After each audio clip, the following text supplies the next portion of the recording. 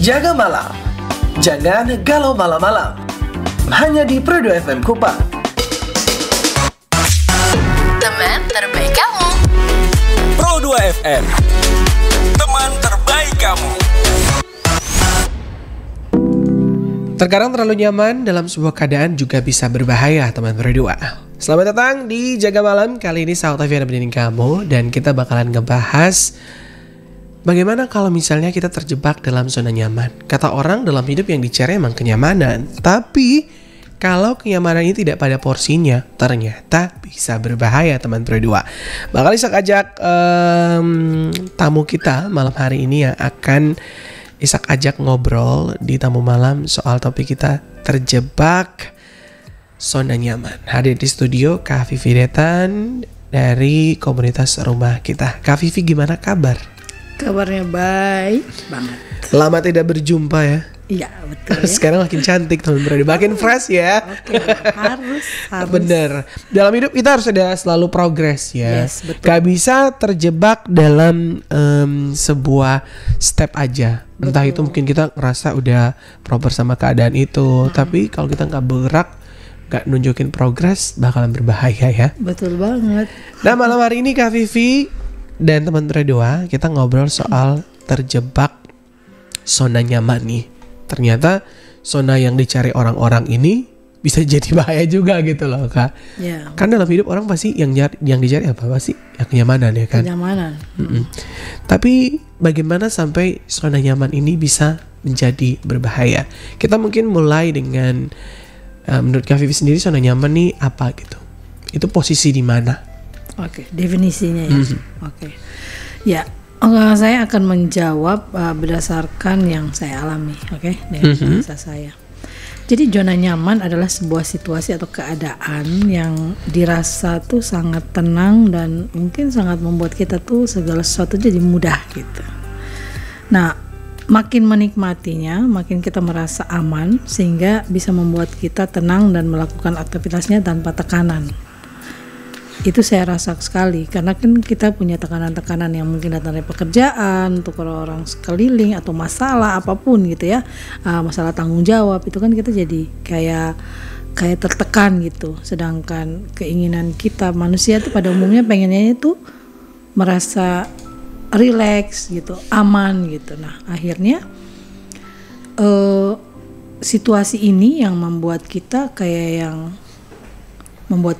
yang terlena seperti itu. Itu yang definisi zona nyaman itu menurut saya. Jadi perasaan kita itu jadi stabil dan menjadi kayak rasa kayak bebas dari gangguan gitu. Nah, saat masuk dalam zona nyaman rasanya tuh relax dan akhirnya selalu ingin ada di situasi ini terus. Dan setiap kita tentunya ingin hidup relax. Oke. Jadi ya sudah. Zona nyaman ya semua orang pengen gitu. Tetap ada di zona itu. Ya, situasinya yang memang membuat orang rileks gitu. Oke. Bagaimana kemudian zona nyaman ini jadi berbahaya? Apa indikator-indikatornya? Indikator-indikator yang ngebuat zona nyaman ini sudah tidak bisa lagi terus kita tinggalin. Ya kembali ke realita yang tadi kita katakan tuh ya, definisinya bahwa semua orang manusia itu kan inginnya sesuatu yang aman dan rileks. Jadi kita pengennya tuh bebas dari tekanan. Ketika kita sadar pun kita tidak mau keluar lagi dari zona nyaman karena apa? Keburu enjoy gitu. Nah gitu. Jadi walaupun di luar sana itu peluang-peluangnya sangat besar ya, sangat besar bahwa kita bisa melakukan hal yang lain yang lebih lagi gitu. Tapi memang zona nyaman ini kenapa ya kayak jebakan maut kalau menurut saya nih. Jadi kita akal sehat masih berjalan gitu, pikir bahwa aduh kayaknya bikin ini bikin itu gitu ya, dan kita tahu bahwa kita bisa melakukan itu. Ini sekarang sudah bukan masalah bisa atau tidak, tapi mau atau enggak. Jadi artinya akal sehat kita juga jalan, kita berpikir bahwa harusnya kita lakukan ini itu, tapi kembali lagi bahwa hati lebih memilih untuk kita tetap diam dengan aktivitas kita yang membuat kita nyaman itu gitu. Jadi ya semakin terjebak dan akhirnya kita sendiri juga memang sulit untuk berkata tidak, untuk keluar gitu. Dan ngomongin soal zona nyaman ya, sebenarnya masing-masing orang kan punya tempat nyamannya sendiri ya. Iya. Ada orang yang mungkin ngerasa nyaman hanya dengan not doing anything, di kamar, bahan, tidur nggak ngapa-ngapain gitu ya. Atau ada juga yang mungkin karena sudah terbiasa dipenuhi kebutuhannya di rumah, atau ada yang juga terbiasa meminta-minta dan lain sebagainya. Akhirnya ketika sudah tidak ada lagi dorongan untuk berbuat sesuatu bagi diri sendiri, Iya, betul. akhirnya juga dia ngerasa udah toh dengan begini saja tetap hidup kok, dengan begini saja juga tetap fine aja gitu. Kalau Kak Vivi pernah ada di zona nyaman yang seperti apa? Wow, pertanyaan yang bagus, karena kembali lagi bahwa apa yang kita bahas itu mungkin bukan berdasarkan apa yang kita pelajari, tapi apa yang dirasakan dan dialami ya. Jadi kalau zona nyamannya saya itu adalah saya lebih senang berada di kamar, mungkin YouTubean gitu ya. Tapi waktu itu, kalau ini kan sedikit flashback bahwa yang waktu itu saya terjebak itu saat saya lagi memang dalam kondisi depresi ya. Terus posisinya juga saya ini orang yang harusnya bertanggung jawab untuk keluarga gitu. Di saat saya sudah sendiri, tidak ada suami lagi gitu. Tapi ketika saya merasa bahwa beban itu masih banyak dan berat, saya lebih memilih menghindar. Menghindarnya itu kembali lagi ke zona nyaman saya yang itu saya lebih senang di kamar, terus ngunci diri. Waktu itu juga saya merokok gitu. Kayaknya rokok enak banget gitu ya. Pakai segelas kopi sambil nonton gitu ya. Enak aja, ngantuk ya tidur gitu ya. Syukur-syukur ngantuk gitu. Kalau tidak ngantuk pun ya sudah, merokok aja terus sambil nonton gitu. Nah itu zona nyaman saya itu tuh. Jadi kayak saya kadang ya sampai jangankan melakukan aktivitas yang yang benar-benar yang harusnya di luar sana gitu. Saya sampai mandi pun malas. Kadang-kadang mohon maaf kayak harusnya ke buang air kecil atau apa tuh saya jadi kayak malas gitu. Kayak melangkah itu malas gitu. Ya sudah, nonton saja. Semua hal ditonton. Yang tidak tonton hanya ditonton semua gitu. Itu zona nyamannya saya. Kak Vivi pernah terjebak di zona itu berarti. Wah, ya. Nah ini juga kan bicara soal posisi Kak Vivi waktu itu yang juga masih dalam tahap depresi juga. Itu berarti masih di fase bipolar juga ya? Iya. Nah kalau sepengalamannya Kak Vivi ya, biasanya orang-orang dengan gangguan mental ini kan tentu yang dicari juga kenyamanan karena sudah terbiasa terbeban dengan pikiran. Jadi begitu ketemu sesuatu yang rasa-rasanya tidak terlalu mengganggu pikiran, maka itu terus yang akan dilakuin. Betul. Ya seperti menyendiri. Kadang-kadang karena mungkin dia ngerasa kalau keluar ketemu orang berinteraksi bawaannya nggak nyaman atau bawaannya stres gitu, berinteraksi sama orang-orang rumah bawaannya penat gitu atau emosi, dan akhirnya memilih ya udah nyamannya nggak usah berinteraksi. Nyamannya udah sendiri aja terkurung di dalam kamar. Kak Vivi berarti ngalamin itu ya? Saya mengalami itu. Jadi malah nggak mau ngapa-ngapain. Nggak mau. Dan saya interaksi dengan anak-anak jadi nggak juga. Ya jadi saya bilang, mama pengen sendiri ya, jangan. Berapa lama itu? Mungkin kalau bisa dikatakan hampir setahun kali ya. Wow. Ya karena. Jadi jarang banget keluar rumah. Keluar, tapi keluarnya itu untuk hal yang memang sifatnya sangat-sangat kayak yang urgent atau butuh banget gitu. Jadi kadang saya kayak merasa untuk apa sih kumpul-kumpul gitu. Jadi kayak lama-lama ini lama-lama saya jadi ansos nih. Bisa jadi antisosial mungkin karena ya udah sendiri itu enak gitu, tapi malas. Tapi efeknya malasnya males banget. Terganggu ke produktivitas juga berarti ya. Betul. Nggak bisa ngebuat sesuatu yang positif untuk diri sendiri maupun keluarga, padahal tanggung jawabnya harusnya melayani keluarga begitu ya. Betul. Sebagai seorang ibu dan juga seorang istri. Nah kalau Kak Vivi ngelihat juga masyarakat gitu sepantauannya Kak Vivi ya, kita belajar dari pengalaman kita, juga belajar dari apa yang kita amati kan. Ini biasanya kita tuh cenderung terjebak dalam zona nyaman yang seperti apa sih? Oke. Aduh, saya kalau pertanyaan ini kalau mau saya jawab sebelumnya saya sudah rasa sedih duluan. Justru terjadinya yang saya lihat nih di kalangan dunia pendidikan, dalam hal ini anak-anak siswa ya. Terjebaknya mereka itu oleh gadget ya. Jadi merupakan satu kebiasaan. Jadi mereka itu sudah kebiasaan untuk tidak berinteraksi satu dengan yang lain. Jadi mungkin yang ada istilah mendekatkan yang jauh, menjauhkan yang dekat. Bahkan yang menyedihkan pun ya sampai orang dewasa pun sama sih. Tapi mungkin yang sampai sulit banget untuk kita atasi itu mungkin di usia-usia anak-anak sekolah ini. Dan memang efeknya sangat tidak baik ya, efek buruknya tuh sangat terlihat jelas gitu. Jadi anak-anak ini nih dari hasil mereka punya zona nyaman ini, mereka jadi malas melakukan banyak hal, termasuk tugas-tugas sekolah mungkin. Tapi saya juga lihat mereka jadi membantah, jadi anak yang membangkang karena merasa dikorek gitu loh. Kan dia lagi nyaman nih dengan apa yang dia lakukan setiap hari gitu. Tapi saya lihat peran serta orang tua juga sih yang membuat ini anak-anak ini masuk ke zona nyaman ini, karena peran serta orang tua. Mungkin orang tua banyak yang tidak peka gitu ya. Ya sudah dikasih fasilitas handphone ya sudah gitu. Nah, anak-anak ini kan kalau sudah penat apa gitu ya sudah mereka mulai dengan saya lihat tuh kadang-kadang dengan dalam kondisi mereka di zona nyaman, saya lihat mereka kayak seperti gangguan jiwa gitu. Tahu kenapa? Mereka bisa kayak contoh TikTokan gitu ya, atau apa gitu, terus foto-foto gitu ya.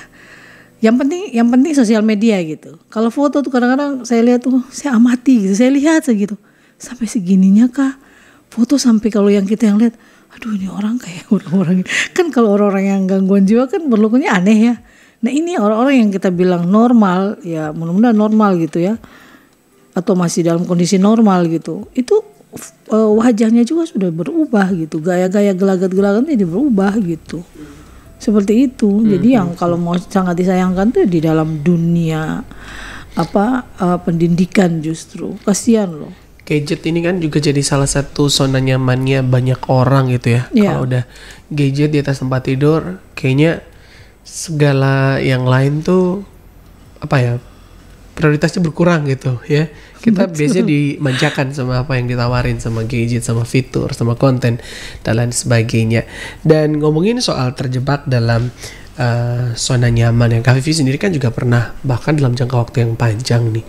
Waktu itu kerugian-kerugian yang Kak Vivi rasakan ya, apa aja sih yang kemudian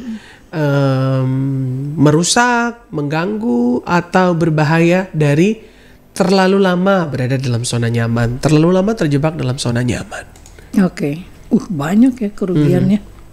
Saya jadi tidak produktif kalau mau. Itu yang paling utama ya. Di satu sisi kan kebutuhan itu kan setiap hari harus ada. Tetapi secara keuangan itu cash flow-nya tidak ada gitu. Sangat merugikan. Jadi akhirnya hal itulah yang membuat semakin putus asa dengan keadaan itu sendiri. Jadi saya sudah terjebak di zona nyaman itu, saya jadi tidak efek buruknya yang ada itu juga membuat saya frustrasi. Seperti itu. Tapi kayak seolah-olah tidak ada jalan keluar gitu. Padahal ada jalan keluarnya waktu itu gitu. Kita udah ngerasa kayak ya udahlah, nggak ada jalan keluar, nggak bisa ngapa-ngapain. Ya udah. Yang lebih buruk lagi saya tahu ada jalan keluarnya. Ya I have to do something gitu. Ya jalan keluarnya harus melakukan sesuatu. Tetapi kembali lagi sudahlah, malas gitu. Nah ini didorong oleh rasa yang mungkin tidak ada semangat. Jadi semangat itu patah gitu. Nah itu karena mungkin ya faktor sendiri juga ya, dalam kondisi yang lagi tertekan atau depresi saat itu. Jadi kalau kerugian banyak, efeknya ke anak-anak, ke lingkungan sekitar itu sangat. Iya betul banget nih. Dan kayaknya rata-rata orang yang terjebak dalam zona nyaman tuh sebenarnya tahu konsekuensinya. Dia tahu kalau dia terus gini juga ya hidupnya bakal gini aja, dan akhirnya selesai dia mengeluh dan balik lagi gitu. Ngeluh balik lagi. Tentu kita tahu untuk keluar dari zona nyaman nih harus ada resiko yang diambil ya. Harus ada resiko yang perlu kita tapaki jadi langkah awal untuk keluar. Karena rata-rata juga kadang-kadang orang tahu begini terus ya, begini itu nanti. Tapi cara keluarnya gitu loh.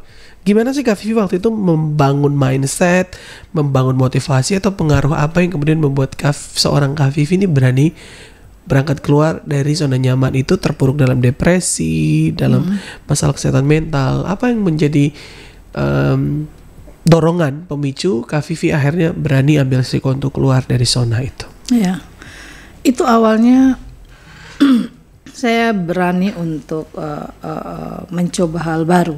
Nah, jadi sempat terpikir, namanya kan itu kan walaupun kita sudah masih kita depresi, ada di zona nyaman, tapi ada sisi lain akal sehatnya kita.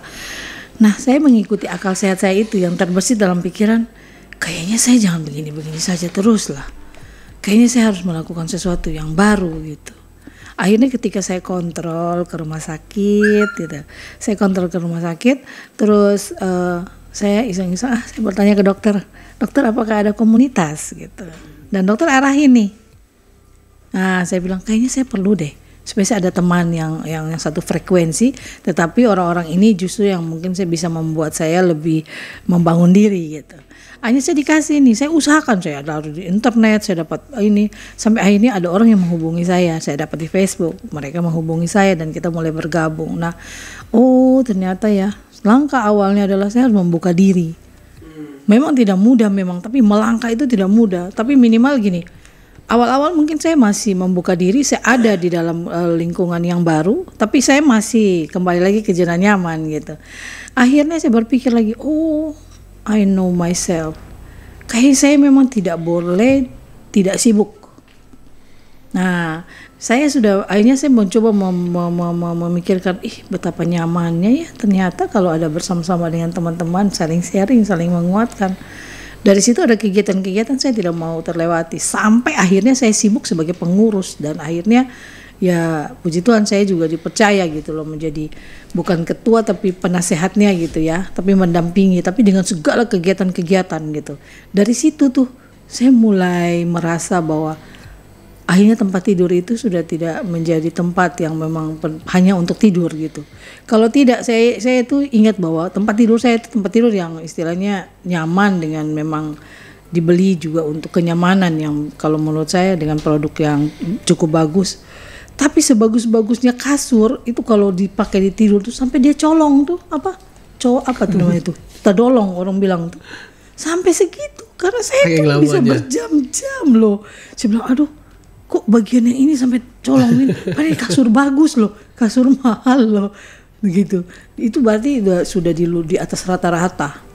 Frekuensinya. Ya, jadi ya saya bersyukur dengan adanya saya mau mengeksplor diri gitu ya, mencoba hal baru dan akhirnya saya terjebak juga dengan kebiasaan baru itu, sehingga saya mampu keluar dan memang tidak mudah, jujur tidak mudah. Kadang-kadang sudahlah jangan lakukan ini, yuk kembali lagi ke sana, ayo baring-baring enak nih nonton YouTube gitu. Dan kebiasaan-kebiasaan buruk lain yang memang bisa dilakukan ketika ini kalau mau dicerita tentang buka-bukaan, saya yakin bukan diri saya saja karena saya juga mensurvei ketika orang-orang apalagi menjadi introvert itu bisa mengarah ke introvert, apalagi orang-orang introvert ketika zona nyaman mereka itu nanti akhirnya ya dari tontonan yang kita tonton itu akan terhubung kemana-mana sehingga akan kita melakukan hal-hal yang di luar daripada track gitu loh. Jadi akhirnya ya sudah kenyamanan itu. Ada lagi yang mungkin saya punya pengalaman, mohon maaf saya ngomong ini supaya buka-bukaan supaya orang-orang itu mudah-mudahan banyak yang mendengar dan menyadari itu gitu bahwa dia mengaku gitu sampai dia zona nyamannya dia itu dia lebih senang menonton film. Dan dia lebih senang self service itu sampai akhirnya kenyamanan itu membuat dia mengalami satu gangguan lagi gitu loh. Dan gangguan-gangguan itu yang ada yang sampai gimana ya, dia harus memeriksakan diri dia lagi secara fisik. Jadi dari psikis dia harus ke fisik gitu karena ada sesuatu yang sudah over di atas rata-rata seperti itu.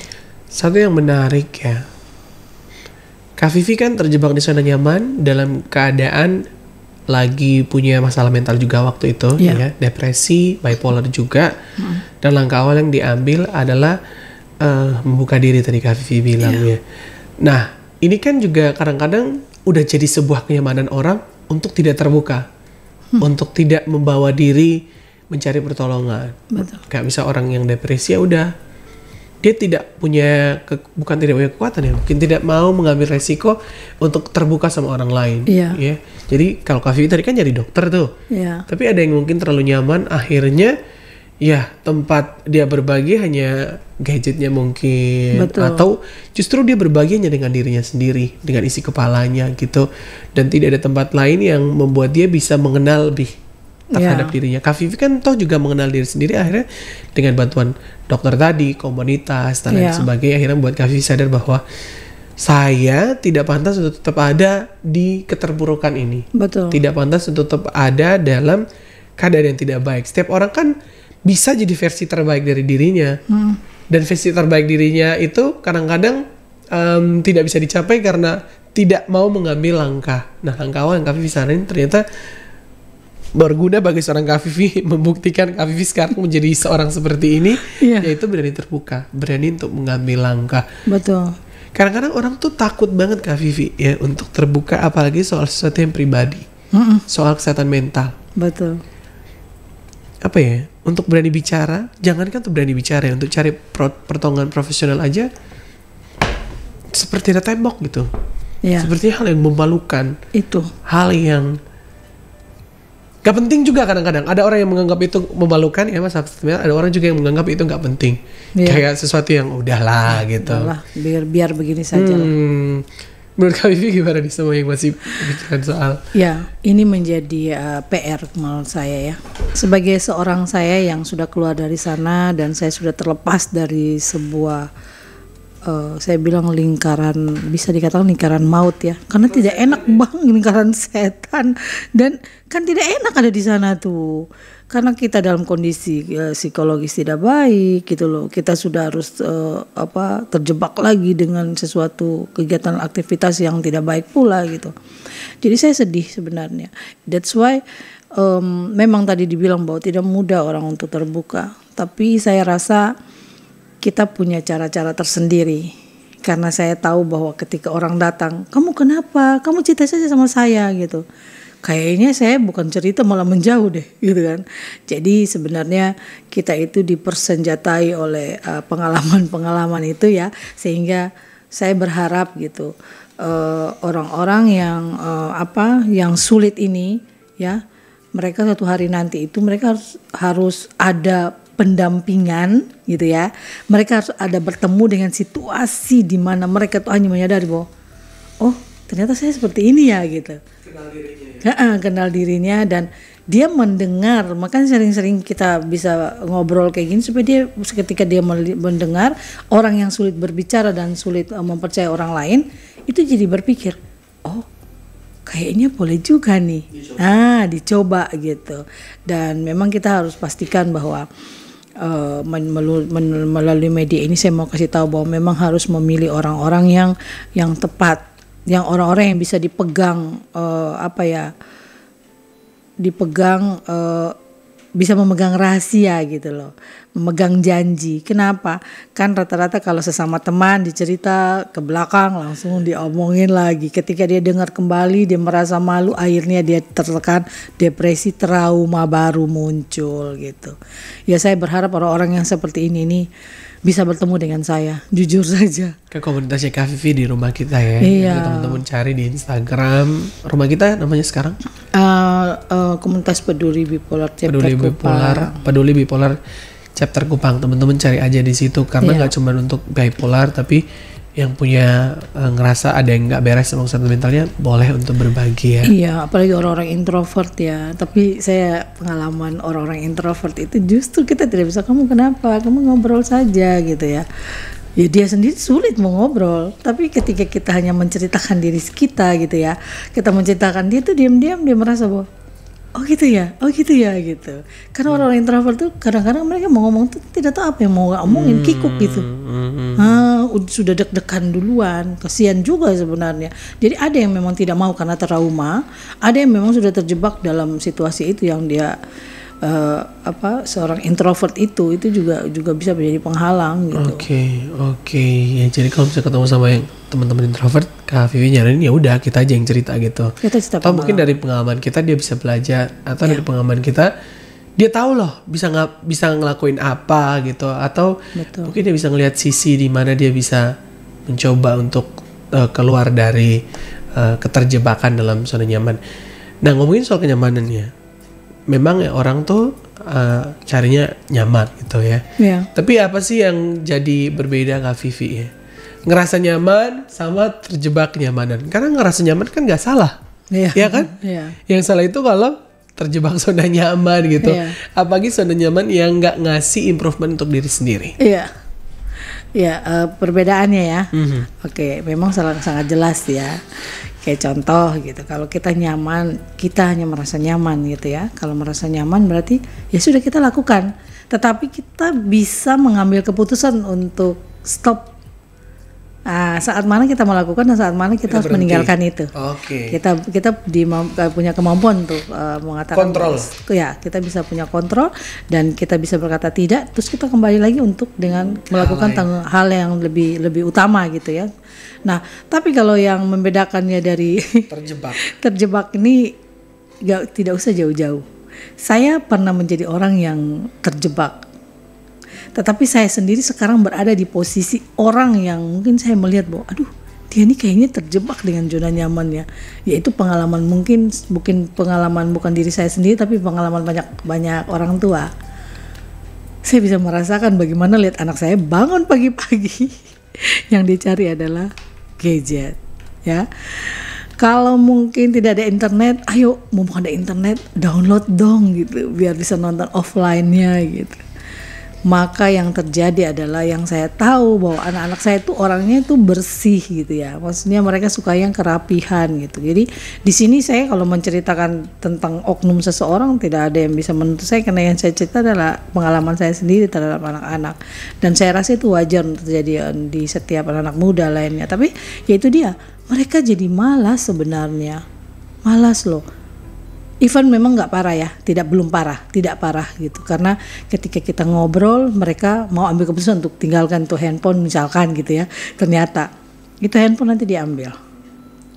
Wah, daripada diambil nih. Tapi abis itu kerjaan sedikit, ambil lagi. Gitu. Jadi kayak lebih penting gitu, kayak penting banget gitu harus nonton gitu. Tapi ya gimana ya? Karena tidak ada aktivitas.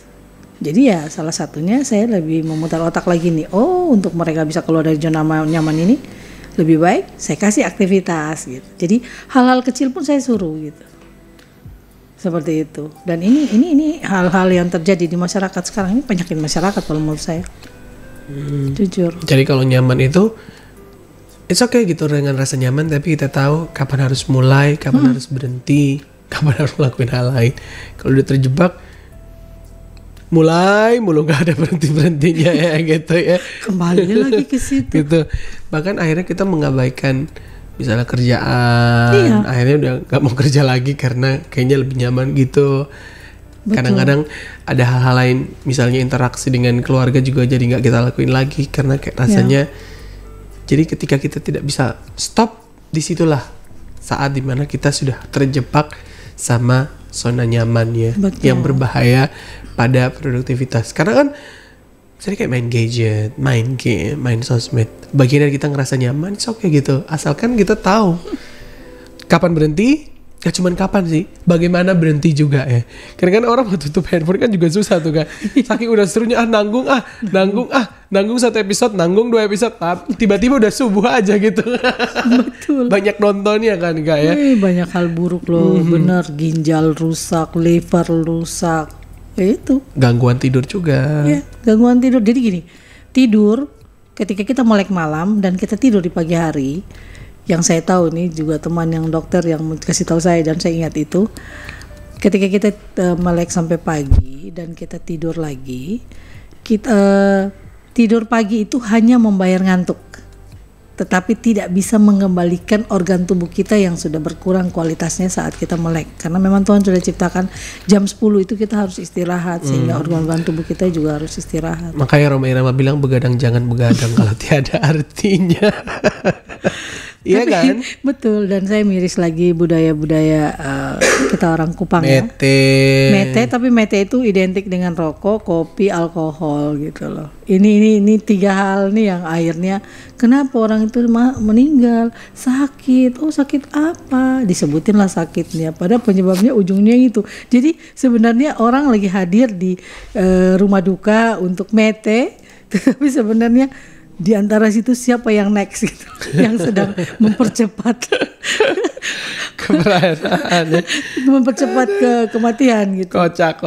Di tempat kematian itulah banyak orang-orang mempercepat kematiannya gitu. You are next gitu. Who are next, bukan you are next tapi who are next. Gitu. Bener sih kalau ngomongin ini kadang-kadang relate juga. Kadang-kadang kita juga mungkin pernah ada di situ tapi untungnya ya tahu untuk berhenti. Gimana untuk cepet-cepet keluar ya. Jangan terlalu berlama-lama.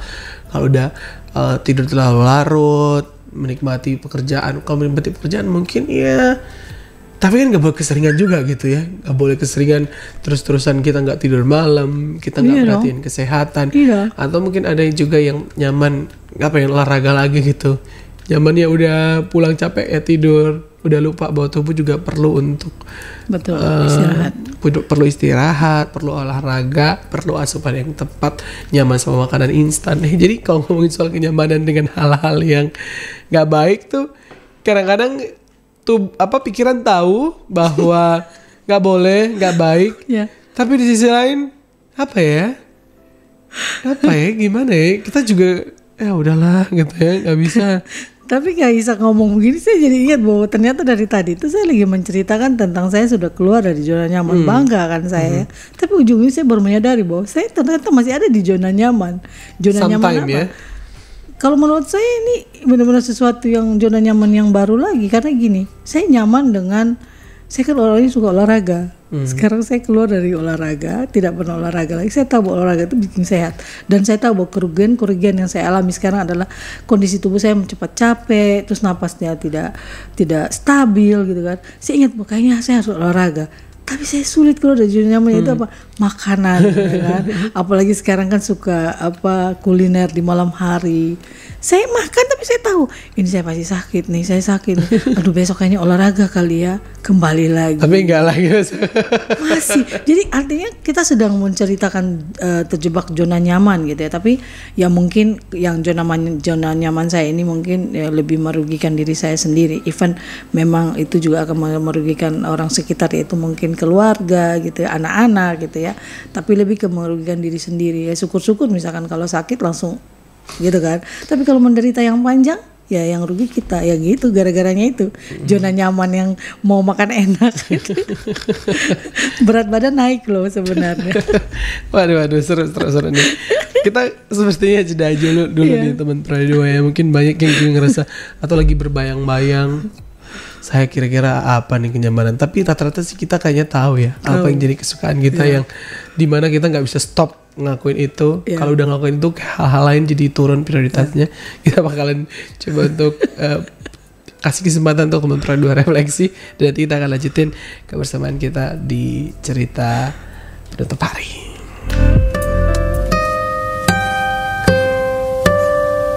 Hatiku sedih, hatiku gundah, tak ingin pergi berpisah.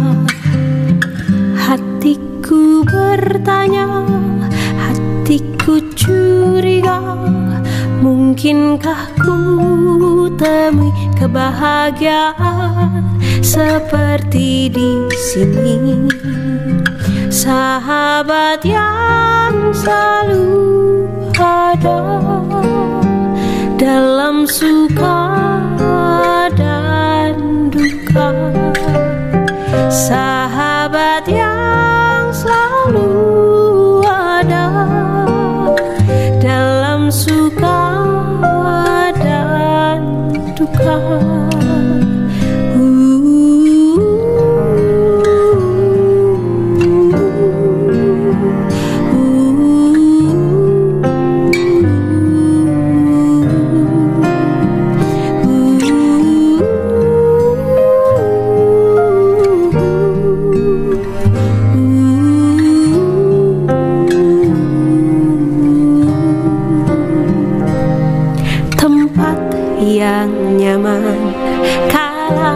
Terjaga dalam tidurku yang lelah.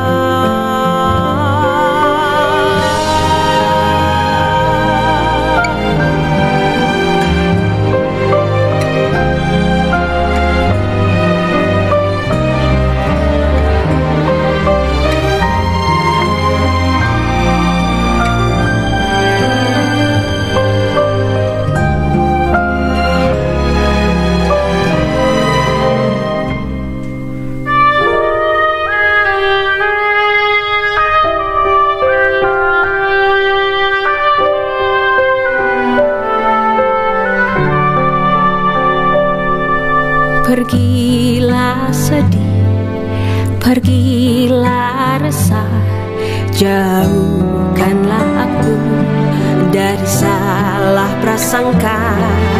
Pergilah bunda, jauhkan resah, lihat segalanya lebih dekat, dan ku bisa menilai lebih bijaksana.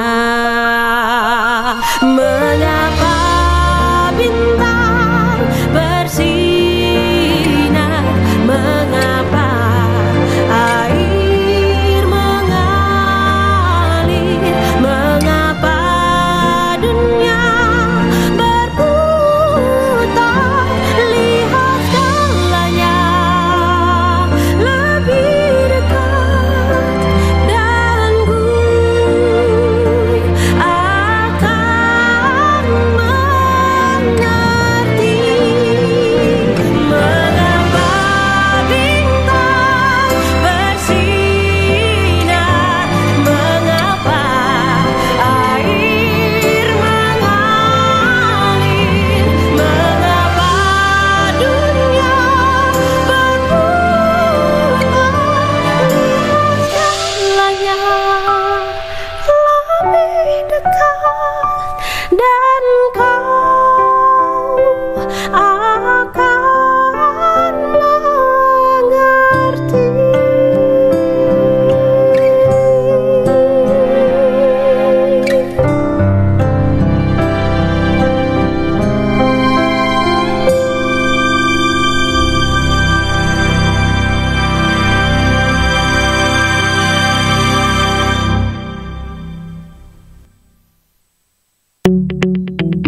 RRI Digital dengan tampilan baru, berbagai konten kolaborasi dari berbagai program nasional, termasuk siaran visual langsung, siaran radio langsung, daftar putar musik, podcast, berita video, dan berbagai fitur interaksi pengguna dalam permainan.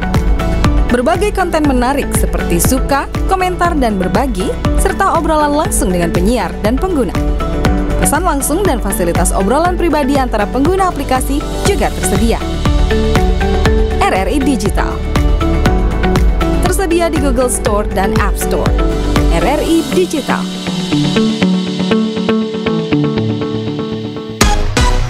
Teman terbaik kamu. Hit Music Station Pro 2.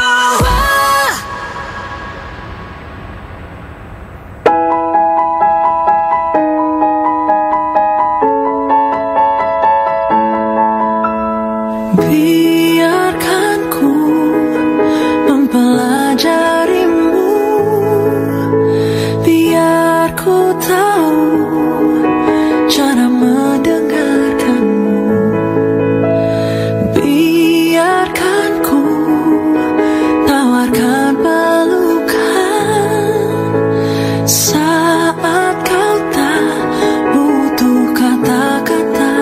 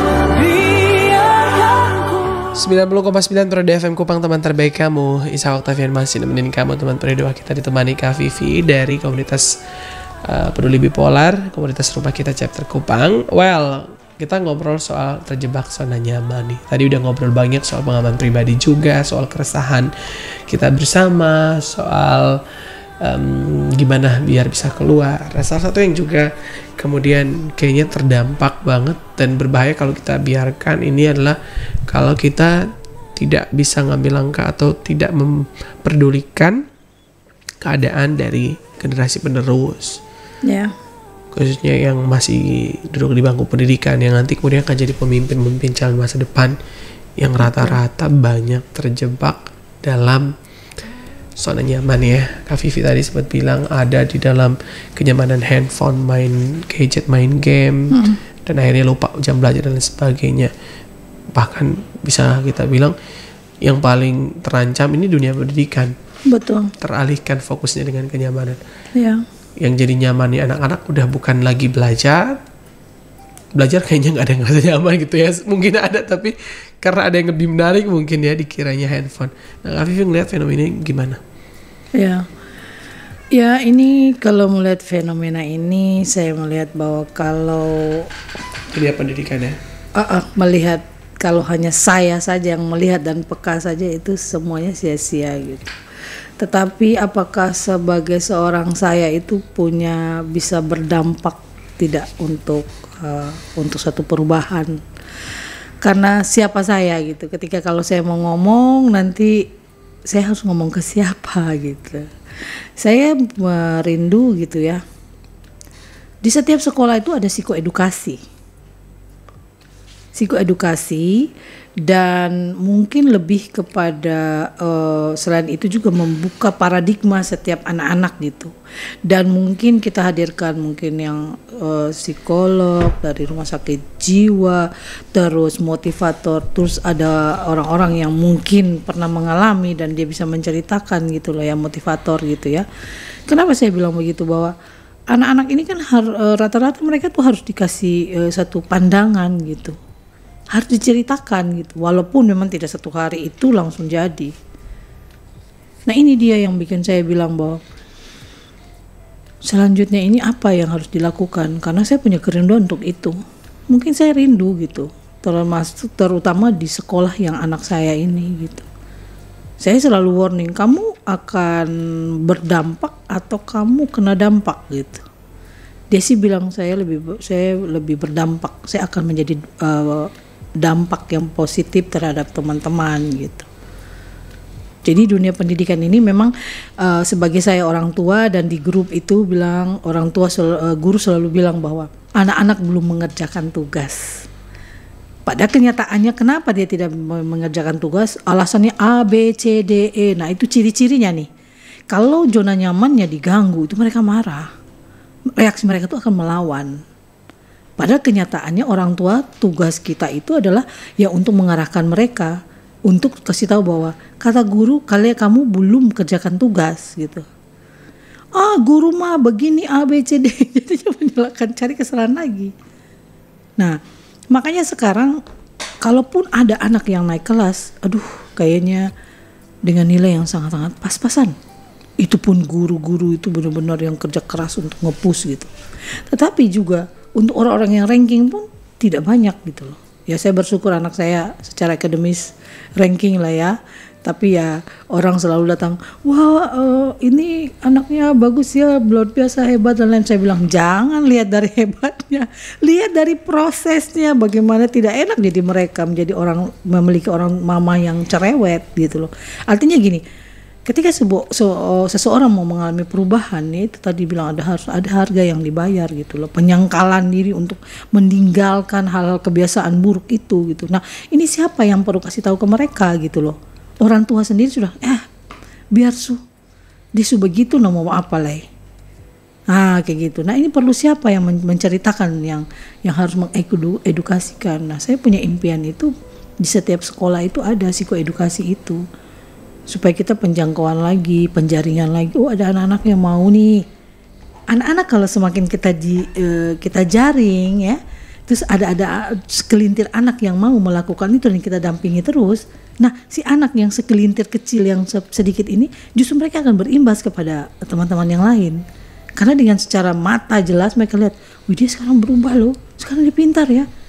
Nah, seperti itu. Nah, ini dimulainya kapan, di mana, bagaimana, siapa? Kalau saya sih bersedia, tapi kan saya tidak mungkin berjalan sendiri di dunia ini. Ya karena saya merasa bahwa saya beruntung Tuhan kasih anak-anak saya yang sudah tidak bermasalah di dalam soal ini ya, walaupun memang masih banyak yang harus PR-PR dan dibenahi. Gitu. Sedih. Realitanya ya kita lihat siapa yang kemudian mau memberi dirinya untuk melakukan hal-hal ini. Karena kadang-kadang orang tua pun kesulitan ya. Anak-anak ada juga yang udah kalau orang tua yang ngomong udah gak diguris gitu. Mungkin perlu sosok lain. Kalau Kak Vivi ngeliat dari pemerintah sendiri bisa berperan seperti apa nih? Dari apa? Pemerintah. Dari pemerintah ya. Saya pikir pemerintah itu bukan sekedar berpikir tentang bagaimana menyediakan fasilitas-fasilitas atau tetapi untuk bagaimana mensupport pelajaran ilmiahnya saja. Ya, saya pikir dari kalau terkait pendidikan ya, mungkin dari dinas pendidikan, mulailah, cobalah gitu, melakukan sesuatu yang sifatnya itu tadi saya bilang lagi.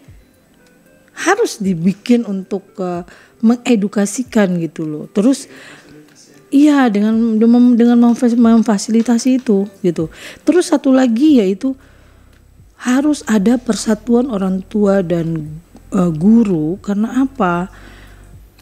Kadang-kadang di grup orang tua itu kayak yang minim sekali informasi atau tukar pikiran dan lain-lain. Padahal kita tuh harus ada ajang untuk kita berdialog lagi, kita berdiskusi anak-anak ini bagaimana dan bagaimana gitu. Kadang-kadang anak dari rumah kita sudah benar, sampai di sana akan berpengaruh kan.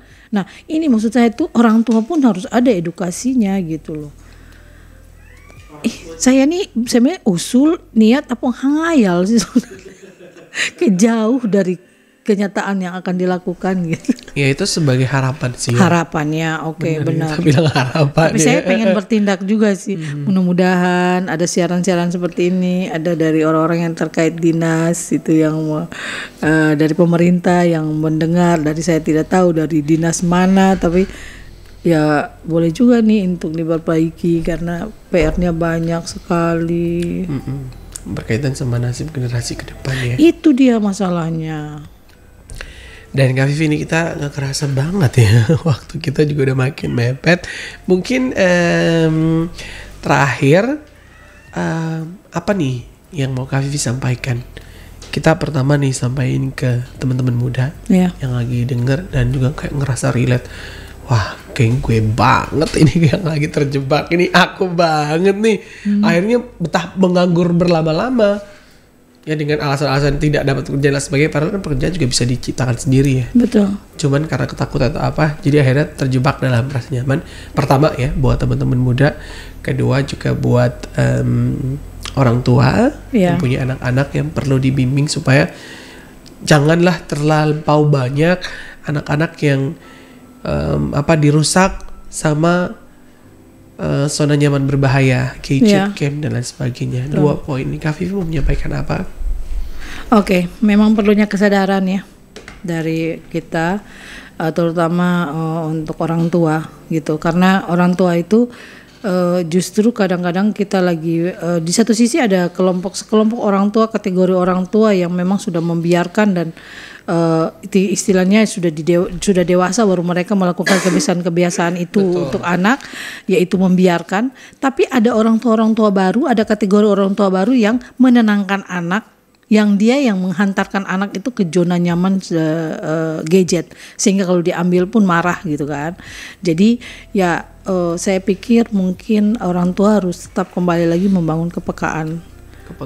Ya karena kan sekarang ini media dan juga satu lagi kita memang harus jadi contoh sih. Teladan gitu.